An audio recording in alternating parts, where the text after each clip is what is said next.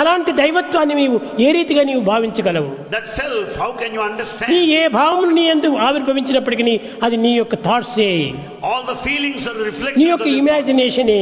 It's all your నీ imagination. యొక్క శబ్దములంతా సర్వత్రా వ్యాపించే ఉంటుంటాయి. The sound is present everywhere, all around. ఇప్పుడు ఈనాడు ఈ హాల్ లోపల ఎంతో మధురమైనటువంటి పాటలు మాట్లాడారు, Today many have spoken so nicely today. ఎన్నో మధురమైనటువంటి పాటలు పాడారు. You have listened to melodious ఈ పాటలు music. ఎక్కడ పోయినాయి?